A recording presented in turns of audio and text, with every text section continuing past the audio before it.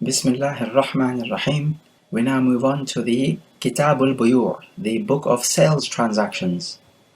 Buyu', plural of bay', it comes from the word ba', which means the whole arm. So that will be from the shoulder to the tip of the fingers. And this is because when you buy and sell, you give items and merchandise. So when you give, you are extending the whole arm out.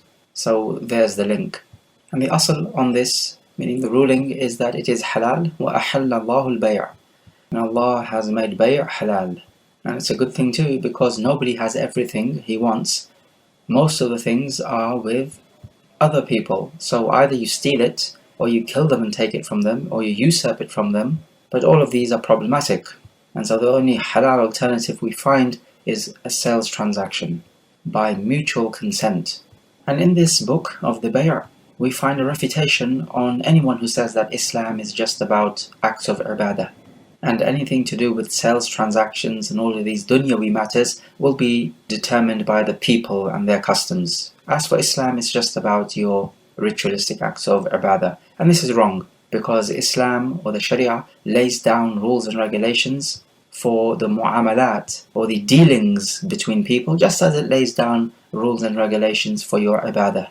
And the people of Batil, they're going to use the hadith in the Sahih where the Prophet said to his companions, Antum a'lamu bi umuri dunyakum. You are better knowing about the affairs of your worldly life. These people do not realize that this hadith does not give any information about halal and haram. Rather, what this hadith is speaking about is how to conduct the matters of the world. So be it the education system, or the transport system, or the health service, all of these types of things, how to conduct them. The people know better how to do it. But that is not to say that the people know better about the ahkam, or the ruling on what they are doing. No, that comes from the Sharia. The haram types of transactions revolve around 3 points. Riba, which is interest, or dhulm, which is oppression, so getting the better of someone. And thirdly, gharar, which is uncertainty. These are the 3 main ingredients which would render a sales transaction to be haram.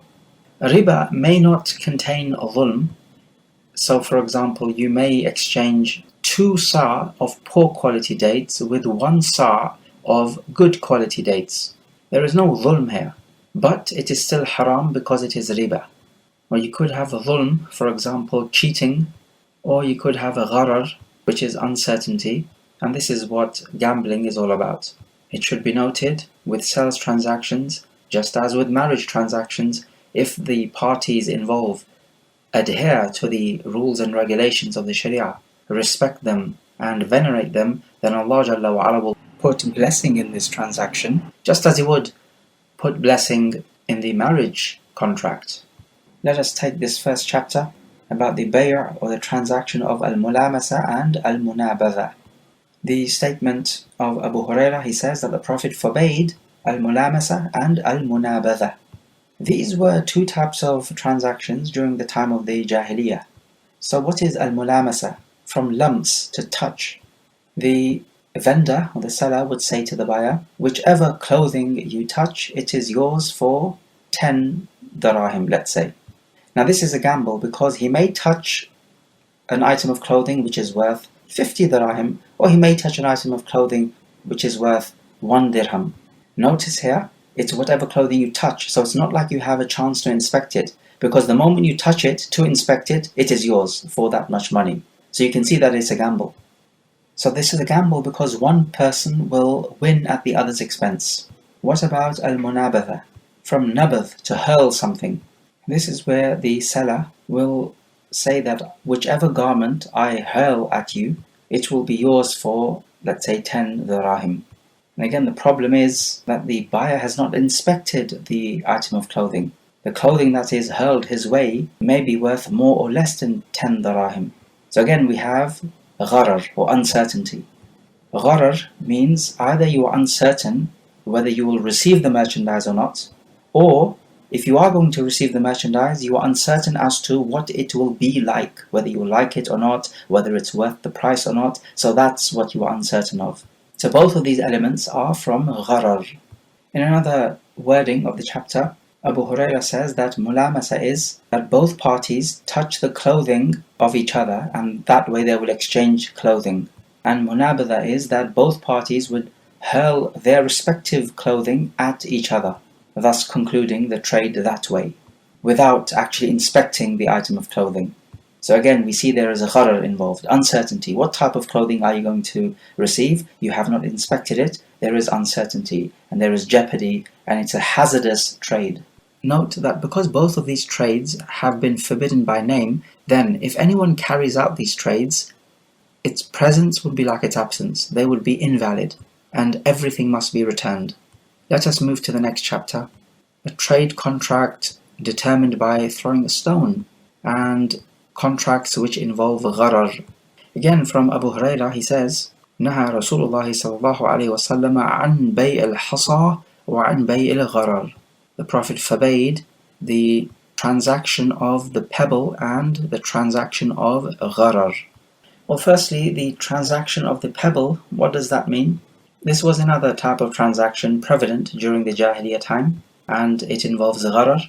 It can take various forms. For example, the seller says, I will throw a stone, and whichever merchandise it hits, it will be yours for, let us say, 10 darahim, or whatever price he fixes. So you can see this is very much like one of those roulette wheels. Whichever number the ball lands on, when the roulette stops spinning, then that is the number you play with. So this is very much a similar type of thing. The buyer does not know where the stone will land and what he will receive for what price. So he may get lucky and the stone lands on something worth more than 10 darahim, or on the other hand, it might land on something worth just 1 dirham. It's a gamble. It is a gharar.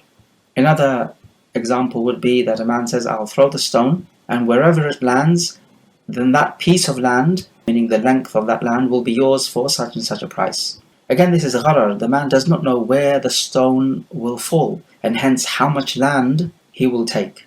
There is a gamble involved here. This is a gharar. And then Abu Huraira goes on to say, and the Prophet forbade the bay'ul gharar. Well, the bay'ul hasa is from the bay'ul gharar. So in this narration, the first point is a specific point, and the second point is a far more general point. Any bay' of gharar is haram. Any time where one person would gain at the expense of the other, then this is the hallmark of gambling. More forms of bay'ul gharar would be that a person sells his runaway camel to someone. So now the buyer does not even know whether he will be able to catch the camel. Normally this type of trade will be for a lower price. So if the purchaser manages to catch the camel, he would gain. But if he doesn't manage to catch the camel, the seller will gain. Likewise also selling a bird in the sky or a fish in the sea, because you are not sure whether you'll be able to catch it or not. Because where there is uncertainty involved, the price will be less, and so therefore somebody is going to gain at the other's expense. So to summarize this simply, gharar is a trade where either you do not know whether you will receive the merchandise or not, or if you do know you're going to receive the merchandise, you do not know the description of the merchandise. So you can see either way there is uncertainty and jeopardy involved. One might ask, but what if they do it by mutual consent? The answer is yes, of course, people gamble by mutual consent, but that does not mean that the loser will not feel that the winner has had his one-up over him, and definitely he will feel grief, regret and worry and anxiety, and the Sharia wants to remove all of this from its followers. The next chapter about the sales transaction of the habalul habala.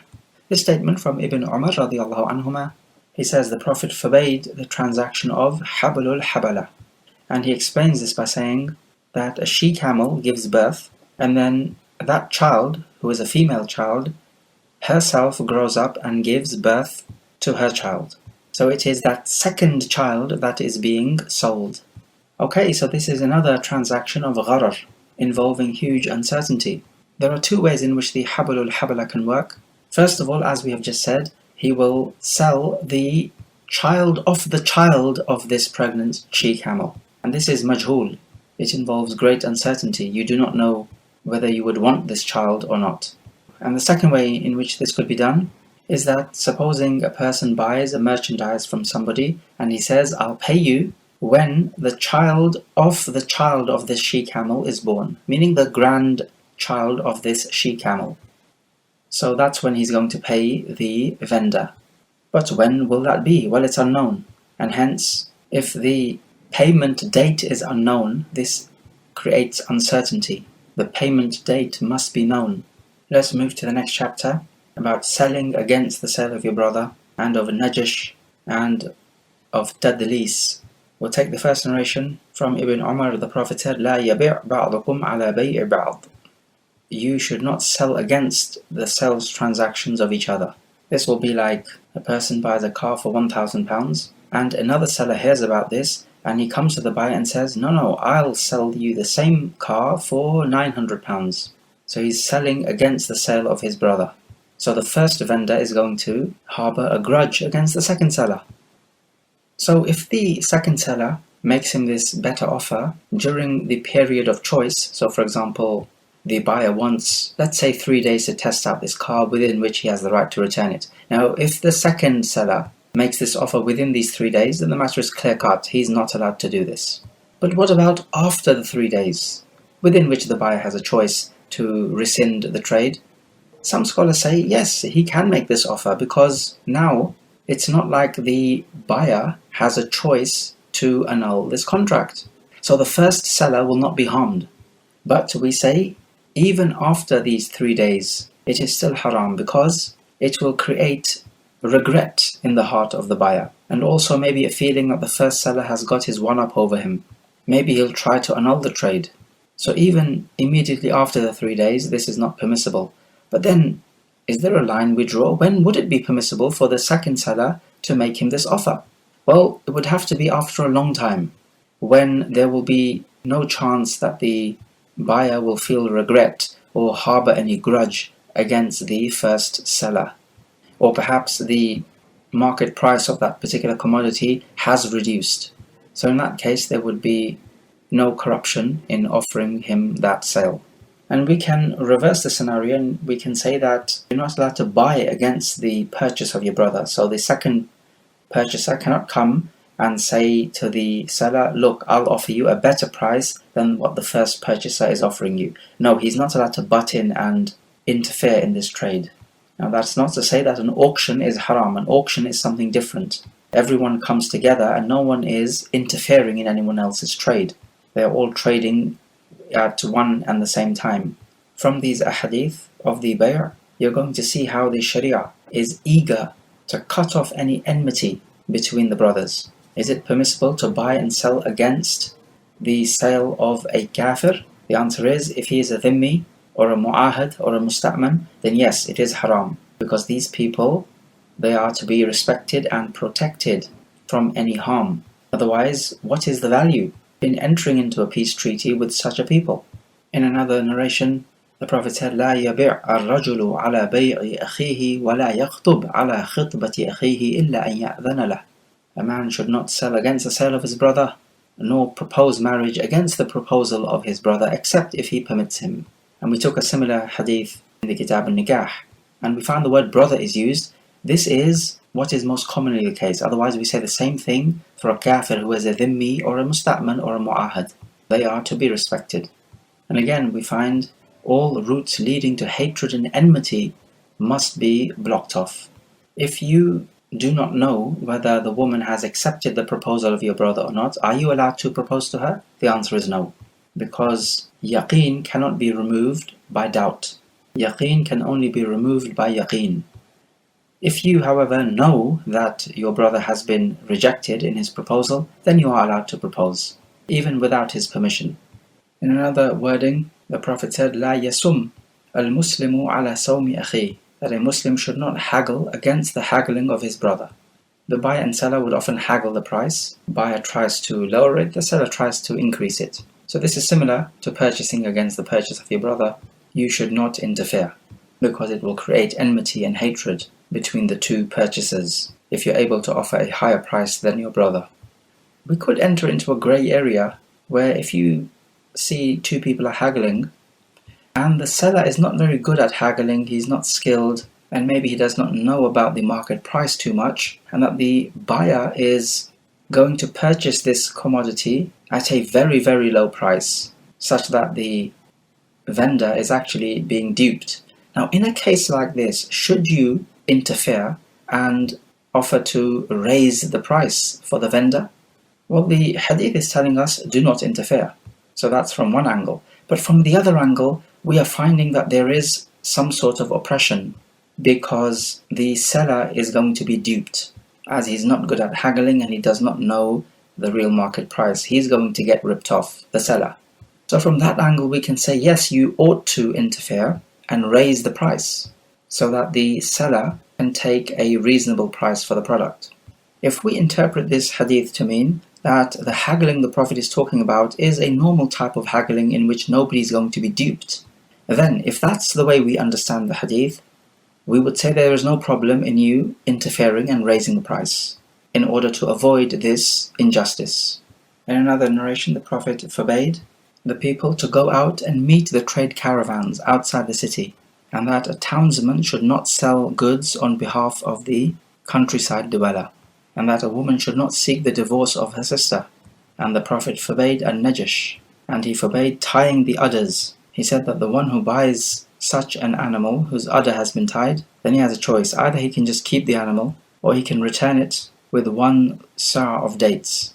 You're not allowed to go out and meet the trade caravans, because outside the city, the trade caravan owner would not know the going price of the merchandise, and hence the city dweller who goes out to meet the trade caravan will be able to purchase this item at a far lower price than what he has the right to purchase it for.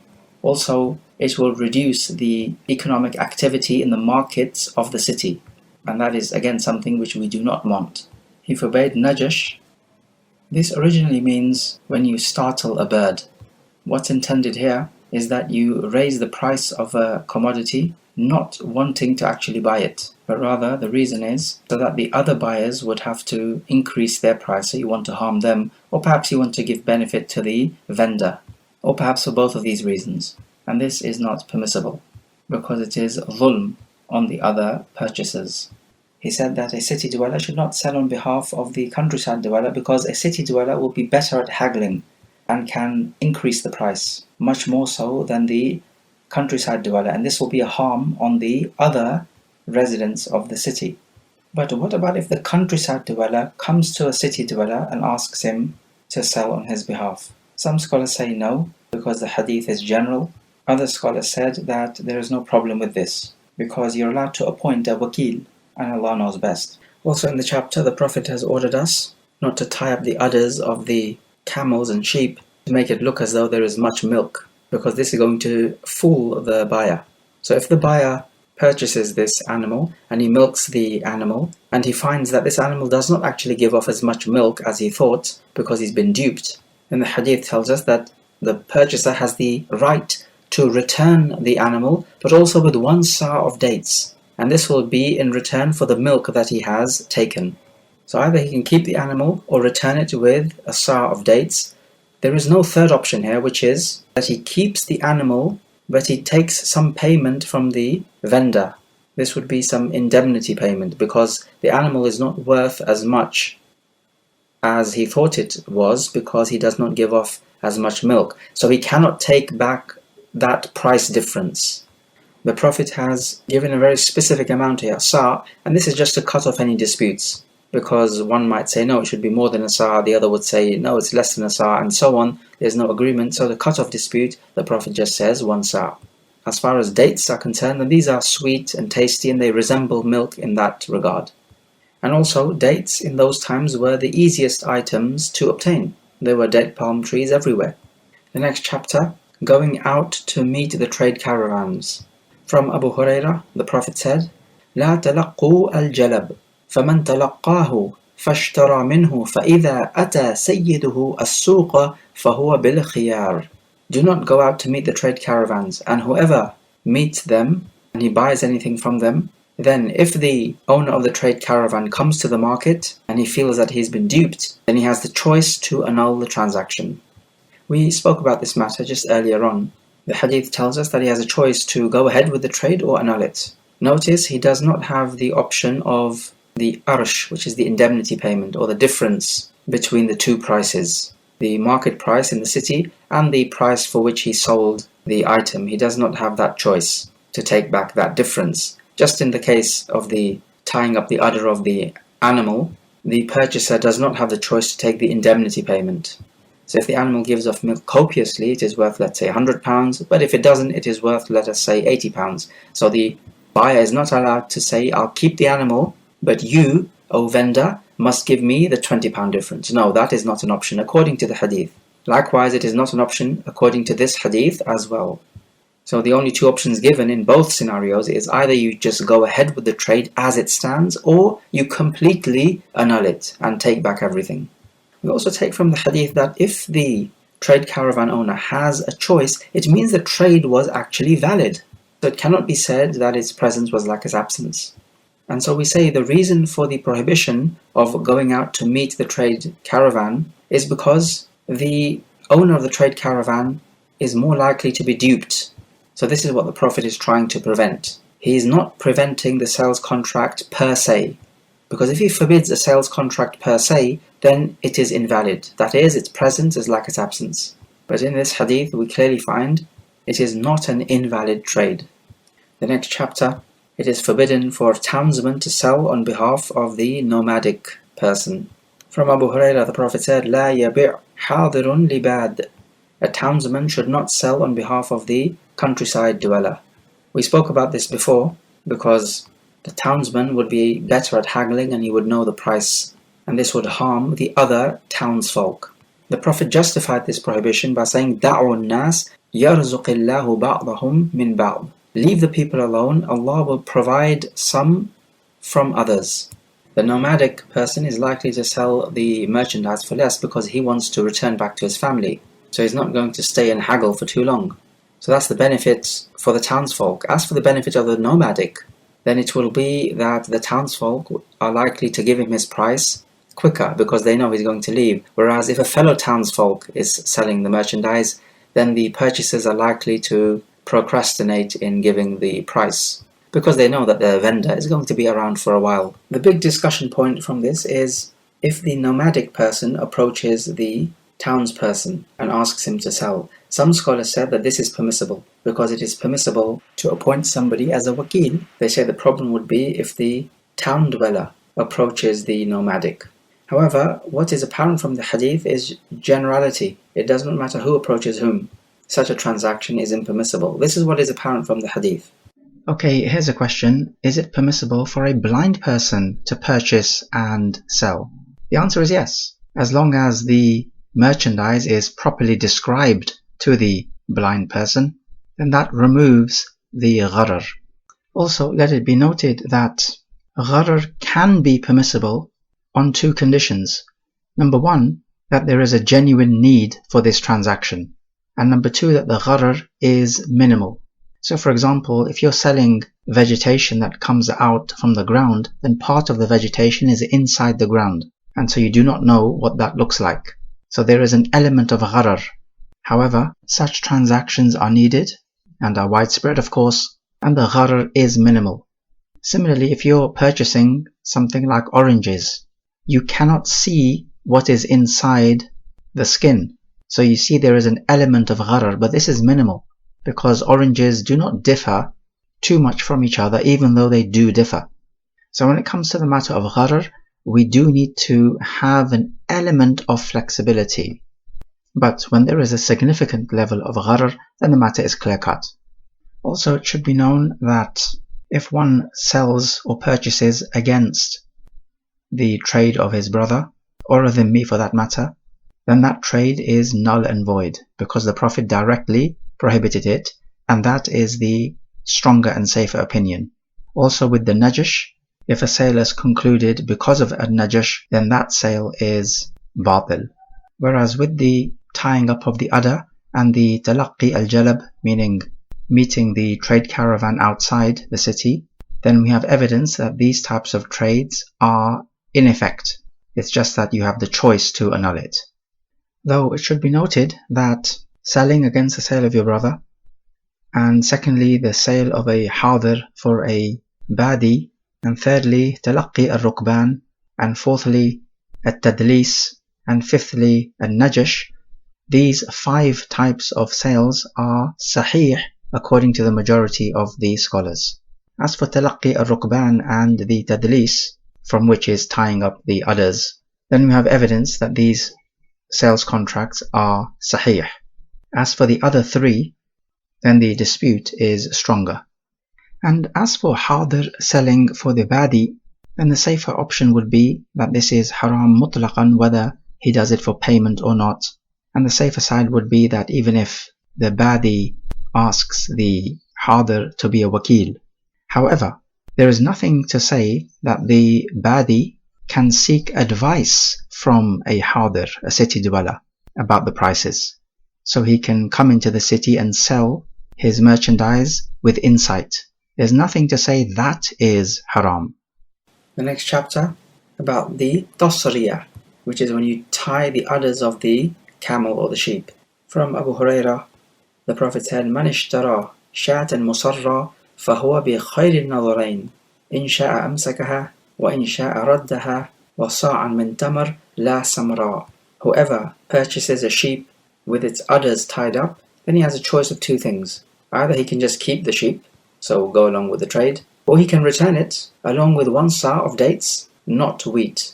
This type of trade is called tadlis, which is where you make out the merchandise in a desirable fashion. That is, you make it look desirable, more so than it actually is. This is obviously to encourage the purchaser to purchase. This particular hadith mentions sheep, but other wordings also mention camel.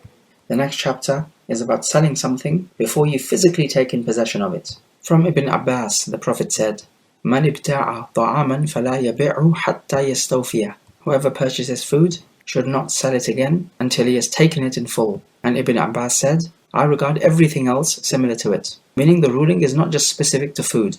Other wordings are hatta yaqbida, until he seizes possession of it. In another wording, Ibn Abbas was asked, "Why is this?" And he replied, "Ala tarahum yatabaya'una bil-dhahab wat-ta'amu murja'." He says in reply, "Do you not see that they are actually just exchanging gold and the food is just held back?" That is, it's a device to allow them to exchange gold for gold. So if you are purchasing food, before selling this food on, you have to measure it out in full, and then you have to physically seize possession of it. If it is not something that you need to measure, then at the very least you still need to take physical possession of it. There are other narrations which tell us that you have to take it back to your dwelling place, so you're not even allowed to sell it at that same place where you bought it. That is, immediately sell it on to somebody else in the same place you bought it. Now that's a pretty strict condition. One might say that as long as the sale has been concluded and he has fully taken possession of it and measured out the food, if it is measured, then he's allowed to sell it on. And it would be as if he has taken it back to his dwelling place. That would be a more practical way to go. Let's look at this interesting explanation which Ibn Abbas gave. He said they are selling gold for gold and the food item is just held back. Normally if somebody wants to sell something on, he's going to do it for a profit. But if he sells it on before taking possession of it, let's say he bought it for £10 and he's going to sell it for £11. If he does this before taking possession, then it's exactly like as if he paid out £10 and is taking in return £11. So this is basically giving 10 and taking 11. That is riba. And why would people feel justified in doing this? Because of the food item. This is why Ibn Abbas said, وَالطَّعَامُ مُرْجَى. The food is just being held back. What they really want is to sell money for money. Shaykh al-Islam Ibn Taymiyyah says that it is permissible to sell an item before you've taken possession of it if you are selling it back to the seller. Why? Because if you were selling it at a profit to another person, then do you see that the first seller would harbor a grudge against you? He would feel that you've actually taken advantage of him. You bought it from him, let's say, for £10 and you went on straight away to sell it for £11. You made a profit right in front of him. How is he going to feel? That you've had your one-up over him. The Shaykh also says you're allowed to sell it to somebody else for the same price, so not for a profit. And again, because the first seller will not harbor any grudge against you in this case. So if you bought it from the seller for £10 and you went on to sell it on for £10 before taking possession of it, then the seller will not find any grudge against you. However, if we just look at what is apparent from the hadith, then it would disagree with what the Shaykh has said, even though what the Shaykh has said does seem reasonable from a rational standpoint of view. And then we can also argue that we will take the generality of the hadith to block off any doors that would lead to the haram. Also, Ibn Abbas said that everything else is like it. From this it becomes known that these halal mortgages are not quite so halal, because the bank will purchase the house and sell it on before taking possession of it. And of course it will sell for a profit. And this is not the same as murabaha. Murabaha is when the vendor is going to purchase the item and then take possession of it and then afterwards sell it on to the purchaser. So we find with murabaha there are two separate trades taking place, and the purchaser is not bound to purchase from the vendor. Whereas in this halal mortgage scheme, the bank is ensuring that it pays off, let's say, £100,000 for the house and it takes back £150,000. It is ensuring this profit for itself. Also in the chapter, Ibn Umar narrates that the Prophet would send a person to the marketplace ordering the people not to sell the food in the same place where it was bought. Rather, they should move to a different place and sell it. And so we find the same concept running through the hadith. You do not want to sell it on at the same place because normally this is done at a profit price, and this would mean that the first seller is going to find a grudge against the second seller, or if you like, he's going to find a grudge against his buyer because it's like the buyer has his one-up over the seller. In another wording, Ibn Umar says that the people were beaten for selling food in the same place where they bought it. And so in this we would find evidence for ta'zir, or a disciplinary punishment, that you're allowed to whip or beat people, and that this can form a ta'zir. You can give a ta'zir for any sin for which there is no prescribed punishment. And the ta'zir should fit the sin, and it should be appropriate to the sin and lead to a rectification in affairs. So a ta'zir could be either through beating, it could be through telling people off or censuring them, or it could be a financial penalty. So the matter is open-ended, but the point is adab. You have to instill adab, or proper manners and etiquettes, in the people. Also in the chapter, Abu Hurairah advised the then leader of Al-Madinah, Marwan ibn al-Hakam, that these sikak, or the bills of exchange that used to go around in those times, were impermissible. This is where a person may buy food, let's say, and instead of taking the food, he is given a receipt, which proves that he owns that particular food. But he does not take possession of that food. What this man can then do is to sell this receipt onto somebody else who wants to buy the food, meaning that very same food, or commodity, whatever it may be. And so this bill of exchange can be passed around just like that. So what's happening is that the person has purchased food and then has sold it on without actually taking possession of it. And this is exactly what this chapter is about, selling a commodity before you have taken possession of it. This is impermissible. It becomes just like exchanging money for money, and that commodity is just being held back. Let's take a look at the next chapter, selling a heap of dates when its measure is unknown. From Jabir ibn Abdullah, he says, the Prophet forbade selling a heap of dates where its scale or its measure is unknown. So selling this for a known amount of dates. We know one of the rules of riba is that when it comes to ribawi items, then they must be sold in equal measure on the spot, if they are of the same category. So selling dates for dates must be sold in equal measure, which is in equal kail, so 1 sa' for 1 sa' and so on, and it must be sold on the spot. So you are not allowed to sell a heap of dates whose measure is unknown with a heap of dates whose measure is known, because then you do not know whether you are selling an equal measure of food. Let's move to the next chapter about the khiyarul majlis, the choice you have to annul the trade as long as you're in the same place of the trade. Let's take this hadith from Ibn Umar radiallahu anhu. The Prophet said, إِذَا تَبَايَعَ الرَّجُلَانِ فَكُلُّ وَاحِدٍ مِّنْهُمَا بِالْخِيَارِ مَا لَمْ يَتَفَرَّقَا وَكَانَا جَمِيعًا. If two men enter a trade contract, then both of them have the choice to annul the trade as long as they are together with each other and have not left or parted company. أو يخير أحدهما الآخر, or one of them gives the other a choice. فإن خير أحدهما الآخر فَتَبَايَعَ عَلَى ذَلِكَ فَقَدْ وَجَبَ الْبَيْعُ. So if one of them gives the other a choice and they proceed along with that, then the trade becomes binding. وَإِن تَفَرَّقَا بَعْدَ أَن تَبَايَعَا وَلَمْ يَتْرُكْ وَاحِدٌ مِّنْهُمَا الْبَيْعَ فَقَدْ وَجَبَ الْبَيْعُ. And if they part company with each other after the trade, and neither one of them has annulled the trade, then the trade is binding on both. That is to say, you're not allowed to annul it. So this is a vital hadith talking about khiyarul majlis, the choice of the majlis. Majlis here means the place where you have traded. It could be a shop or whatever, depending on the customs. The hadith simply tells us that both parties, the buyer and the seller, have the choice to annul the trade, because after you conduct the trade, it can be that you feel some regret in this trade. You want something when you do not have it, but when you have it, all of a sudden, you do not desire it anymore. It seems to be human nature. And the Sharia gives some leeway for this. It allows you to annul the trade at that very same place though, so it does have some limits. You cannot just annul the trade whenever you want, 1 year later and so on. But the hadith teaches us that if they part company with each other, then you're not allowed to annul the trade. It becomes wajib or binding. Parting company means physically. So you physically, let's say, leave the premise of the shop. And parting company is determined by customs. If, let's say, you are just in an open land and you trade with one another, at which point have you parted company? Because you're just in an open land, you're not in an enclosed shop.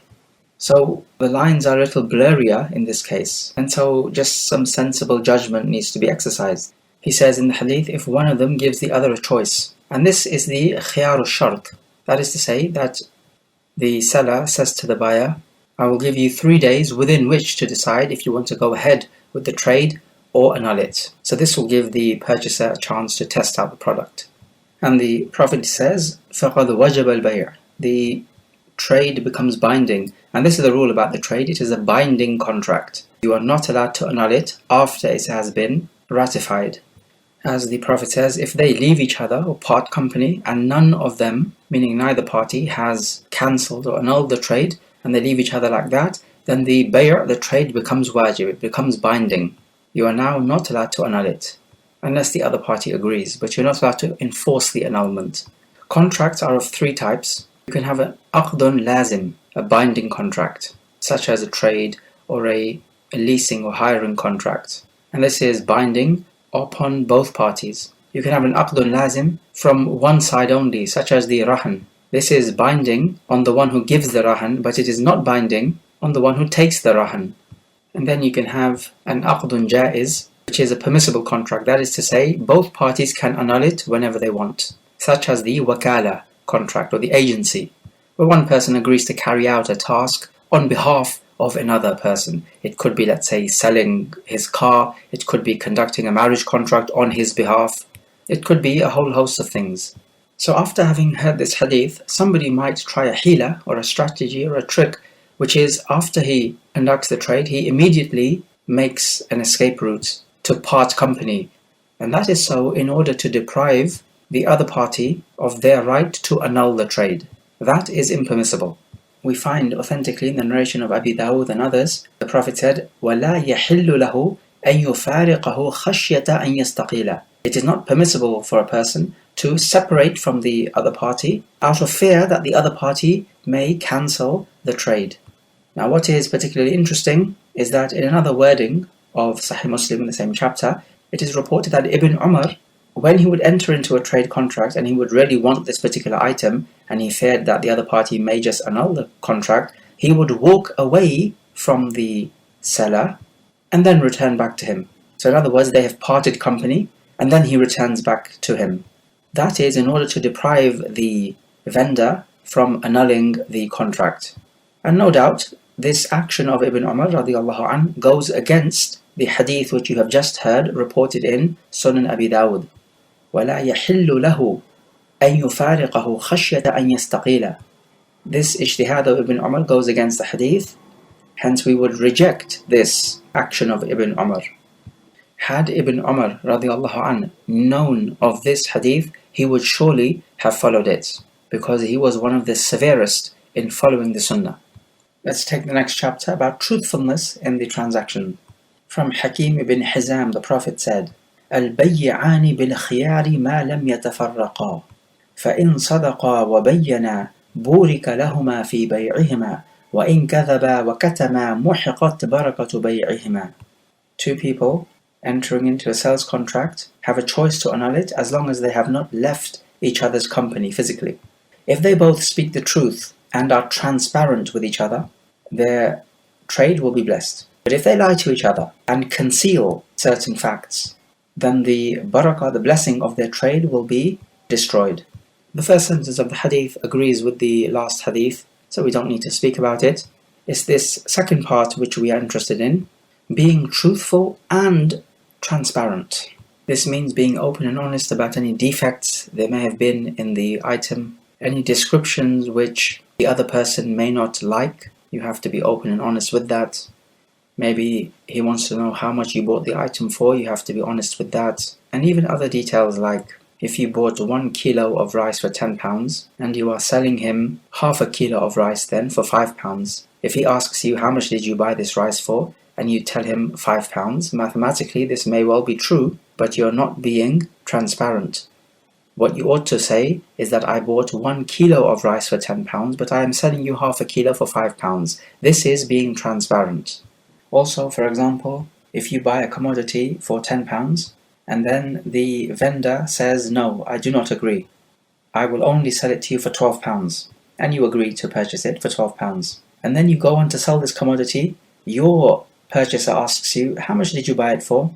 If you were to say £12, you would be truthful, but you would not be transparent. Rather, what you ought to say is, I first bought it for £10, then the vendor changed his mind and he said he would only sell it for £12, and we agreed to that. This is what you ought to be saying. This is when you make bayan. So sidq is not good enough. Rather, you have to have sidq, truthfulness, and bayan at the same time. And there are many other examples about this besides. In a narration in the same chapter, it says that the narrator of the hadith here, the companion Hakim ibn Hizam, was born inside the Kaaba and lived for 120 years. So these are two interesting facts about him. Let us move to the next chapter about the one who is deceived in a transaction. From Ibn Umar, he says that a man mentioned to the Prophet that he is always being deceived in a business transaction. And the Prophet told him, Man bay'ata faqul la khilaba. And this man, when he would enter into a trade transaction after this, he would say, La khiyaba. This narration is about a man who sustained a head injury, and so this affected him mentally, which meant that people could take advantage and deceive him in a trade. And so he complained to the Prophet about this. And the Prophet told him to say La khilaba, which basically means there should be no deception in trade. So that if he finds out that he has been deceived, then he would have a choice to annul the trade, even after they have parted company. But what if a person is deceived, let's say ripped off, without stipulating this condition, that there must not be any deception? Well, some scholars say that he has a choice in the absolute sense, whether he makes this a condition or not. So if this person is ripped off, either the seller rips him off, or perhaps the other way around. The purchaser purchases this product for far lesser price than what he ought to have purchased it for. So some scholars say that there is a khiyar, there is a choice to annul the contract in the absolute sense. This is the khiyarul ghaban, the choice when you are ripped off or conned, as long as this ripping off is fahish, it is of an excessive amount. So we're not just talking £1 or £2 more or less than the market price, we're talking about an excessive amount. Other scholars say that this khiyarul ghaban only applies to certain scenarios. One of them we have discussed when the people would go out to meet the trade caravan and they would purchase the item for far lesser price. Then when the owner comes to the markets in the city, then he has a choice. We took that hadith. So that is an example of ghaban. And the correct opinion is that he has the khiyarul ghaban in the absolute sense, as long as the ghaban is fahish, excessive. But then the question would be, okay, so what's the point in making this stipulation? La khilaba, there should be no deception. The fa'idah, the point of benefit here would be that with this condition, even if the ghaban is of a small amount, he would have the right to annul it. Whereas without this condition, if the ghaban is of a small amount, he does not have the right to annul it. And the reason why we say what we say about this stipulation, la khilaba, is because la khilaba is in the absolute sense, whether the ghaban is of a small amount or a large amount. it is mutlaq, it is unrestricted. Notice at the end of the narration, after the man was taught this stipulation, he would say la khiyaba. The Prophet taught him say la khilaba with the lam, but he replaced the lam with a ya. And such a person is called al-thagh.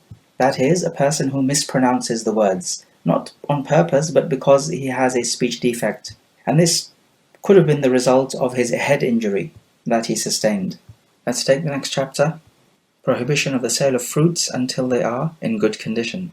From Ibn Umar, he says the Prophet forbade fruits to be sold until their good condition could be seen.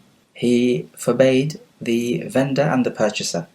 Selling fruits before they are in good condition can lead to a dispute because the fruit may end up being corrupted because of blight, and nobody wants to buy fruits which are corrupted by blight. The Prophet forbade the vendor and the purchaser from entering into a contract of fruits before they are seen to be in good condition. It is, on one occasion, permissible to sell fruits or buy fruits before they are in good condition if you stipulate that at the time of purchasing you're going to cut the fruit off from the tree so that they will not develop any further. Because if you give them a chance to develop further, then they may develop into good, healthy fruit, or they may develop into rotten fruit. So if you cut it off, you're not giving it a chance to develop anymore, so there's no chance that they will rot or be affected by blight. But then the obvious question is, well, why would you want to do that? Because it's not like you can eat such a fruit. The answer is no, you will not eat such a fruit, but the animals can eat it as fodder. So there is a use. And so in this particular occasion, it would be allowed to sell or purchase the fruit before they are seen in good condition. Another exception is if he sells the whole tree. Now you're allowed to sell the tree, but if the tree has fruits which are not seen in good condition yet, then this sale is permissible because the fruits are in following the tree, and it is the tree which you are selling. So if something is in following something else, then it can be allowed. Whereas if you were to sell the fruits just by themselves, they will not be allowed. Similarly, for example, you're not allowed to sell an animal in the belly of its mother. But if you sell the mother who is pregnant, then that is allowed because you're selling the mother, and as for the child inside the belly, then this child is in following the mother, and hence there is no problem. So not the difference between being in following something else and being independent. So these are two exceptions. Some scholars added a third exception, which is when you are selling these fruits to the owner of the actual tree. How does this work? Well, supposing a person owns a garden full of fruit trees and he tells a man to work on these fruit trees, to water them and so on, that he will have, let us say, a third of the fruits. Okay, well, this farmer takes a third of his fruits, but he sells these fruits back to the owner of the garden and of the trees before the fruits are fully ripened. Some scholars said that this is allowed, but what is correct is that it is not allowed in accordance with the generality of the hadith. In other wordings, it talks about the forbiddance of selling ears of corn until they are whitened and were safe from blight. It is the same concept. They need to be ready to be eaten before being sold, because before that time you are in danger of the fruits being affected by blight. In the chapter, Ibn Umar was asked, "Ma salahu?" What does its good condition mean? And he replied, "Tadhhabu ahatuh," when the danger of blight is no more. In another wording, he describes the salah as being humratuhu wa sufratuh, its redness or its yellowness, because that color of the fruit tells you that they are ready to eat and are in good condition. But really, every fruit has its own signs that it is in good condition and ready to be consumed. Let's take a few more points of benefit. With the tasriyah of the sheep, if the purchaser does not milk the sheep, then he has the choice to return the sheep if he knows that tasriyah has been done. But he does not need to give the sa' of tamr because he has not taken any milk, and the tamr is paying back for the milk. Also, if tasriyah was made to an animal whose milk is not sought, for example a donkey, because donkey milk is haram to be consumed, just like donkey meat, then in this case you do not have the choice to return the donkey because the milk was not sought after in the first place, unlike the sheep or the camel or the cow. Also in one wording, the Prophet says that he has a choice for 3 days, because within 3 days you are able to tell whether tasriya was made or not, meaning whether the udders were tied up or not, because in the beginning you will have much milk, but afterwards, a little later, the milk all of a sudden decreases. So then you realize that tasriya must have been made. If he keeps the sheep after 3 days, then this is a sign that he is happy with the animal and has forfeited his right to return the product. Generally speaking, we would give the purchaser a reasonable amount of time to make the decision. Okay, what about this? That tasriya was made, however, when the purchaser milks the sheep or the camel or the cow, there is no shortage in the milk, meaning the milk flows copiously day after day. Now does he have the choice to return the merchandise because he finds out that tasriya was made? The answer is no, because there is simply no loss on him. So it is as if the tasriya was not made, even though in reality it was made. Also, with regards to not selling that which you have bought before you have taken full possession of it, it appears giving it as a gift, though, is permissible. So you purchase something and before you take possession of it, you give it as a gift. That does not appear to be a problem. And of course there is ikhtilaf, but sales transactions are much more strict than a gift. As for if something comes under your possession through other than the route of trade, then if it is guaranteed to be yours, then you are allowed to sell this. For example, some camels which are to be given to you as blood money because somebody injured you. Now these camels are definitely yours. They did not come to you by way of trade, but you are allowed to sell them because they are in your possession. So as long as we are sure that they are in your possession and that they belong to you and there is no ifs or buts and no doubts, then you are allowed to sell them because you only sell that which is in your firm possession. Also, we ask a question. In the hadith of the La Khilaba, this man was getting conned because he did not have the intelligence or the intellect to be able to conduct a trade properly. So should hajar not be made on people like this? Meaning, should they not be restricted from carrying out trade? The answer is yes, such people need to be restricted. Just like you would not allow a 5-year-old kid to go out in the marketplace. He's likely to squander the money. But then why did the Prophet not make hajar on that person? And the answer is that hajar should be made on such people, except in this case, this person absolutely had to trade and there was no way around it. And this is actually narrated. And so in this pressing need, the Prophet offered him a last resort solution, just in case somebody tries to con him. We also said that khiyar al-ghaban is for everybody. And ghaban is when you're ripped off in a significant way. As for him saying la khilaba, then we may interpret it to be that this is a tawqid, an emphasis on the fact that you have khiyar al-ghaban. And this would be probably a better interpretation. One may say that saying la khilaba means that even if you are ripped off by a small amount, then you have the khiyar al-ghaban. However, the point is that if somebody charges you slightly over the market price, then these are matters which happen all the time and they're normal and they can be overlooked. But if somebody charges you way over the market price, then yes, you have khiyar al-ghaban. Also, with regards to the fruit ripening and then you sell them, then we may say that if some of the fruits of the same type ripen, then you can sell the whole bunch on the tree. Because if some ripen, then all of them will ripen in the same way.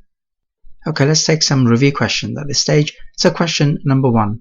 Explain what we mean by al-mulamasa and al-munabagha and then explain why they are prohibited. Question number 2.